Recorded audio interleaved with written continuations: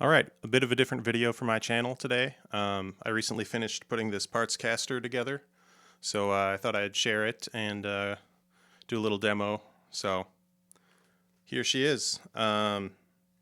Basically, I wanted a fat Strat with some unique specs. Looked at some small builders, but kind of came back to putting a parts guitar together. I figured for multiple reasons it was cheaper. I'd probably have fewer compromises. I kind of like the process. I've put one or kind of a couple together before.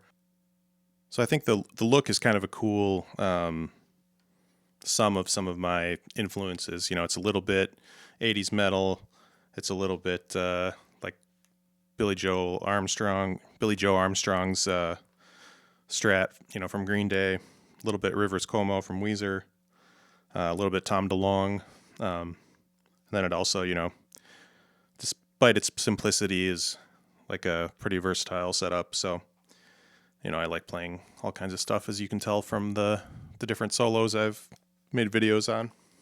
The main specs of interest would be this Warmoth neck, which is a conversion neck. So it's 24 3/4 inch scale, like a Gibson, but bolts right onto a, you know, normal Fender spec body. Roasted maple neck, dark Indian rosewood fretboard, jumbo stainless steel frets, which is kind of one of the big specs that I really wanted. Tusq nut, and let's see, their normal 10 to 16 radius, the standard thin profile, and then reverse Tele headstock, which was a bit of actually like a functional choice. I mean, I like the aesthetics. I'm not always into reverse headstocks, but I think it kind of makes it look a little, you know, rock and roll, and, you know, kind of says that it's a parts guitar. So I dig it. But I also think, maybe I'm crazy, but the shorter, you know, extra string length behind the nut on the high strings just kind of leads to a better bending feel, in my opinion. So, yeah, and I went with the Tele instead of the Strat headstock just because I think it looks better upside down, and, you know, announces it's a Partscaster a little more. I also think a Tele headstock without a logo looks better than a Strat headstock without a logo. So yeah, and then the body is a made in Mexico Fender Blacktop body from like the early 2010s. What's cool about these is they are universal or swimming pool route, so I could switch out pickguards and have like any pickup configuration I want. Obviously here I went with a hum single layout, which is a Seymour Duncan Screamin Demon in the bridge, and then a Dimarzio Area 61 in the neck. Three-way Switchcraft toggle, 250K volume. The pickguard was also custom from Warmoth. They kind of have a cool setup where you can choose what routing you want. So, you know, I just had these pickup routes put in, and then just this one hole for the control, and I drilled a hole for the toggle. The hardware, it was the stock bridge, but I replaced the saddles with Hipshot saddles, which are awesome. They're just a lot smoother for, you know, palm muting and stuff than the old school bent saddles that it came with that have the, you know, pokey screws coming through. And then I got this aftermarket flat Strat jack. I guess a couple notes about the build.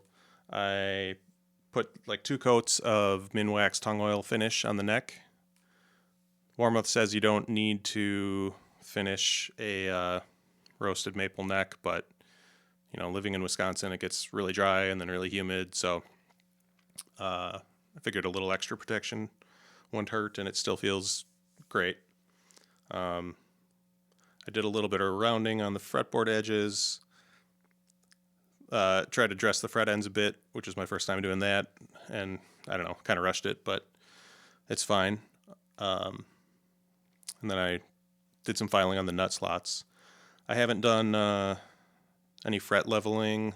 That's kind of above my skill level, but it plays pretty well. I don't have any dead frets or anything. I'll probably get it leveled at some point just to sort of optimize it, but I could certainly play it as is if I want.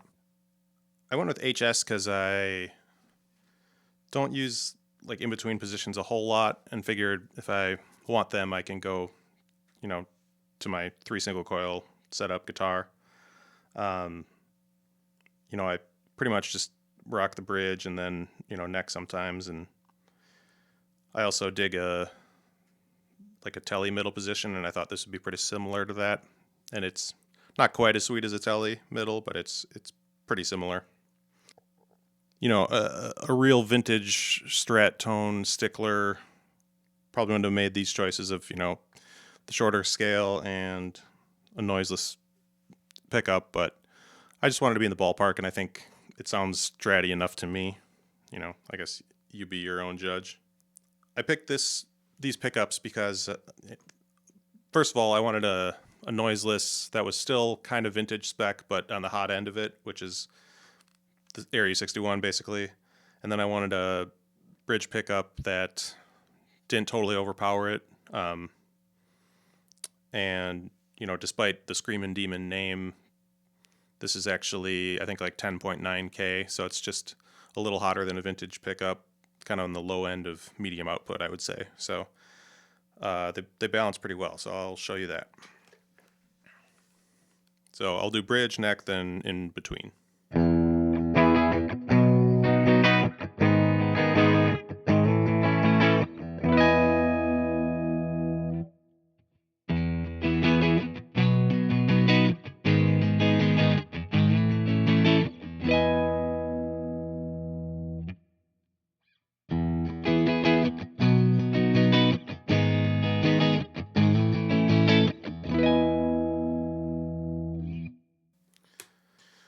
So here's a little more hair on kind of a edge of breakup sound that I'd really like for the single coils, but I'll go through the different positions.